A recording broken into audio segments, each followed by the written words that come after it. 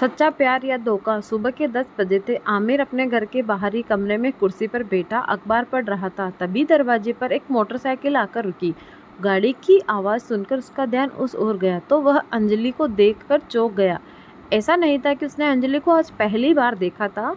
वह तो रोज ही उसके पास अकाउंट पढ़ने आती थी। अंजलि विवाहित थी। इंटरमीडिएट की परीक्षा उत्तीर्ण करते ही उसके घर वालों ने उसका विवाह राजीव नाम के एक युवक से कर दिया। राजीव बहुत ही नेक था। वह इंटरमीडिएट पास था और फर्नीचर बनाने का काम करता था, लेकिन वह अपनी पत्नी को आगे और पढ़ाना चाहता था। इसीलिए उसने अंजलि को बीकॉम में प्राइवेट फार्म भरवा दिया और रहीम नगर में आमिर सर के पास उसके ट्यूशन का इंतजाम कर दिया, क्योंकि रहीम नगर उसके गांव से काफ़ी दूर था और फिर वहां उसका कोई परिचित भी नहीं था।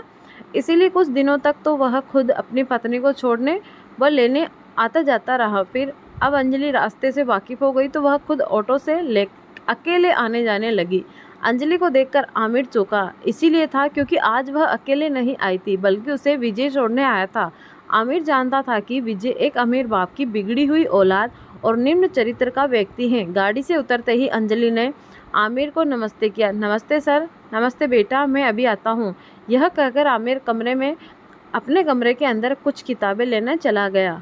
जल्दी हाथ में कुछ किताबें लिए वह कमरे में वापस लौटा। उसने देखा कि अंजलि अभी भी दरवाजे पर ही थी और हाथ हिलाकर विजय को टाटा कर रही थी। आमिर को देखते ही वह सामने पड़ी कुर्सी पर पढ़ने के लिए बैठ गई।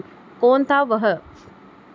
आमिर ने किताब के वर्क पलटते हुए पूछा। सर, वह विजय जी हैं। मेरे पिताजी को जानते हैं? वह कहने लगे, चलो देखो तुम कहाँ पढ़ने जाती हो। अंजलि अपने माथे का पसीना पोंछते हुए बोली। आमिर का अब पढ़ाने में बिल्कुल भी दिल नहीं लग रहा था, क्योंकि वह जानता था कि अंजलि उससे झूठ बोल रही थी। वह अपने पति को धोखा दे रही थी। उसने मुश्किल से 30 मिनट तक पढ़ाया होगा, तभी बोला, अंजलि देखो मेरी तबीयत आज कुछ ठीक नहीं है। ऐसा करो तुम कल आना, कल पढ़ाऊँगा। अब जी सर, कल आ जाऊंगी। यह कहकर अंजलि ने अपनी कॉफ़ी किताबें बैग में रखी और कमरे से बाहर निकल गई। अंजलि के जाते ही आमिर अपने ख्यालों में 10 साल पीछे चला गया, जब बरखा की आखिरी कॉल आई थी और उसने कहा था, प्लीज़ आप मेरे बारे में सोचना अब बंद कर दीजिए। मेरा इंतज़ार अब मत कीजिए, क्योंकि मैं अब अमेरिका से वापस कभी इंडिया नहीं आऊँगी। मुझे यहाँ कोई ऐसा मिल गया जो मेरा ध्यान रखता है। मैं अब उससे प्यार करती हूँ। 10 साल हो गए थे बरखा से संपर्क टूटे, लेकिन आमिर को भरोसा यही समझता था कि बरखा ने उससे झूठ बोला है। वह आएगी। वह आज भी उसका इंतज़ार कर रहा था। लोगों के लाख समझाने पर भी उसने आज तक शादी नहीं की थी, लेकिन आज अंजलि के हाव भाव देखकर अब उसे यकीन हो गया था कि बरखा ने उसे धोखा ही दिया है। जब एक पत्नी अपने पति को धोखा दे सकती है तो एक प्रेमिका क्यों नहीं?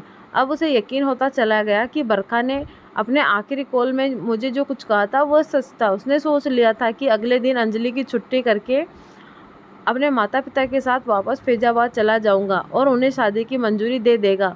फैजाबाद जाने वाले ट्रेन के छूटने का समय हो गया था। ट्रेन में ज़्यादा भीड़ ना होने के कारण आमिर को एक सिंगल सीट आसानी से मिल गई थी। उसने अपने बैग से एक मैगजीन निकालकर बैग को खिड़की के पास लगी खूंटी पर टांग दिया और मैगजीन पढ़ने लगा। उसे मैगजीन पढ़ते हुए अभी थोड़ा ही समय बीता था कि उसका ध्यान सामने की सीट पर बैठी हुई लड़की की तरफ गया, जो अपने चेहरे को सफ़ेद दुपट्टे से ढके हुई थी। उसे ऐसा लगा जैसे वह लड़की एक और उसे टकटकी लगाकर देख रही थी। आमिर को ऐसा लगने लगा जैसे उसके सामने बरखा बैठी हो। इससे पहले कि वह उसे कुछ बोलना या पूछता, उस लड़की ने पानी पीने के लिए अपना चेहरा थोड़ा सा खोला। आमिर की सारी शंकाएं दूर होती गई। वह लड़की बरखा नहीं थी, क्योंकि उस लड़के के चेहरे पर तो बहुत दाग थे। वह एक बदसूरत लड़की थी। आमिर वापस मैगजीन पढ़ने लगा। मैगजीन पढ़ते पढ़ते वह कब सो गया उसे पता ही नहीं चला। फैजाबाद स्टेशन आ चुका था। आमिर की आँख खुली तो उसने पाया कि सामने की सीट खाली थी। वह लड़की बीच में किसी स्टेशन पर उतर गई थी। आमिर के घर पहुँचने पर सब लोग बहुत खुश थे। उसके माता पिता की तो मानो जैसे मन की मुरादें पूरी हो गई हो। आमिर दिन भर के सफ़र से काफ़ी थका हुआ था, इसीलिए उसने कमरे में आराम करने चला गया। कमरे में पहुंचकर उसने अपना बैग खोला तो उसके होश उड़ गए। उसका सामान उस बैग में नहीं था, बल्कि उसमें तो किसी लड़की के कपड़े थे। उसे ये बात समझते देर न लगी कि सामने की सीट पर जो लड़की बैठी थी उससे उसका बैग बदल गया था। मैंने अब उसकी तलाशी ली, शायद कोई पता या फ़ोन नंबर वगैरह मिल जाए। जिससे वो बदला जा सके। उसे एक डायरी मिली। उसने जैसे ही खोला तो उसके पूरे शरीर से होने वाली, क्योंकि डायरी के पहले पेज पर उसकी और बरखा की फ़ोटो लगी थी। उसके दिल की धड़कनें तेज़ी होती जा रही थी। उसने डायरी को आगे खोला और पढ़ना शुरू किया तो पाया कि वह बरका द्वारा लिखी हुई उसकी अपनी कहानी थी। डायरी पढ़ने पर जो हकीकत खुलकर सामने आई वह इस प्रकार थी। ऑफिस की छुट्टी हो चुकी थी। मैं अपने घर के लिए निकल रही थी, तभी शुभम ने मेरा हाथ पकड़ लिया। छोड़ो मेरा हाथ, मैंने उसका हाथ झंझोड़ते हुए कहा। आखिर तुम मुझसे शादी क्यों नहीं कर सकती? मैं तुम्हारे उस 2 कौड़ी के मास्टर से ज़्यादा हैंडसम हूँ, पैसे वाला हूँ।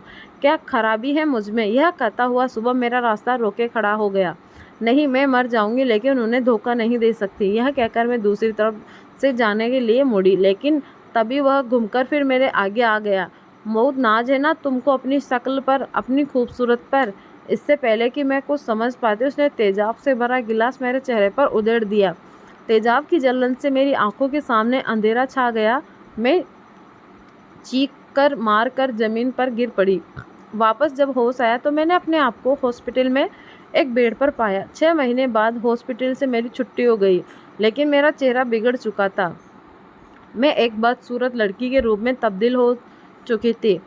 अब मैं आमिर की ज़िंदगी में एक दाग बनकर नहीं रहना चाहती थी। जिस शक्ल सूरत से वह बेपनाह मोहब्बत करता था वह अब खत्म हो चुकी थी। हालांकि सुबह को गिरफ्तार करके फ़ौरन जेल भेज दिया गया, लेकिन उससे मेरी सूरत पहले जैसी कहाँ आने वाली थी। मैंने फैसला कर लिया कि मैं आमिर की दुनिया से बहुत दूर चली जाऊंगी, उसे कभी अपनी शक्ल नहीं दिखाऊंगी। इसीलिए एक दिन मैंने उसे कॉल किया। यह मेरी उसे आखिरी कॉल थी। मैंने उससे झूठ बता दिया कि मेरी ज़िंदगी में अब कोई और है जो मेरा ध्यान रखना चाहता है। वह अब मेरा इंतज़ार करना छोड़ दे, क्योंकि मैं अब अमेरिका से वापस इंडिया कभी नहीं आने वाली। आमिर डायरी पढ़ता जा रहा था और रोता जा रहा था। डायरी ख़त्म करते ही आमिर डायरी पर लिखे पते पर जाने के लिए रवाना हो गया, जो कि मुस्तफ़ाबाद शहर का था। आमिर डोल बेल बजाई। बरखा ने दरवाज़ा खोला। अपने सामने आमिर को खड़ा देख कर सकते में आ गई। खुद को संभाल लिया। किसी से मिलना है? जी, वह यह ट्रेन में बदल गया था, उसी के लिए आया हूँ, आमिर ने जवाब दिया। अच्छा, तो यह आपका बैग है? अभी लाती हूँ। यह कहकर बरका बहलाने के लिए पीछे मुड़ी। पीछे से बोला, 10 साल बाद मिली हो बीजी, अंदर नहीं बुलाओगी? यह सुनकर बरका फूट फूट कर रोने लगी। वह कुछ बोलती इससे पहले उसके पास आ गया। उसके सर पर हाथ फेरते हुए आमिर बोला, तुम्हें कुछ भी कहने की ज़रूरत नहीं है। मैं जान गया हूँ कि तुम मेरी बीजी हो। मुझे तुमसे बस एक शिकायत है, वह यह है कि तुम मेरे प्यार को नहीं समझ सकी, बिल्कुल भी नहीं समझ सकी। क्या तुम समझती थी मैं तुम्हारे चेहरे से, तुम्हारी खूबसूरत से प्यार करता हूँ? नहीं नहीं, मैं तुम्हारे शरीर से नहीं, बल्कि उस शरीर में जो दिल धड़कता है और उस दिल में जो आत्मा निवास करती है, मैं उससे प्यार करता हूँ। चारित्रिक और आंतरिक सुंदरता ही सच्ची सुंदरता है। तुम्हारी चारित्रिक और आंतरिक सुंदरता आज भी कायम है। मैं तुम्हें इसी रूप में अपनाना चाहता हूँ। मैं तुमसे शादी करना चाहता हूँ। आमिर की यह बातें सुनकर बरका उसके कदमों में गिर गई और रोते हुए बोली, मुझे माफ़ कर दीजिए। यह सच है कि मैं आपके प्यार को ना समझ पाई। उसे उठाया और आमिर ने उसके आंसू पोंछते हुए बोले, चलो बीजी, हमारी शादी की तैयारियां चल रही हैं। सब लोग सिर्फ तुम्हारा ही इंतज़ार कर रहे हैं। बरका मुस्कुराई और आमिर के साथ चल दी। धन्यवाद।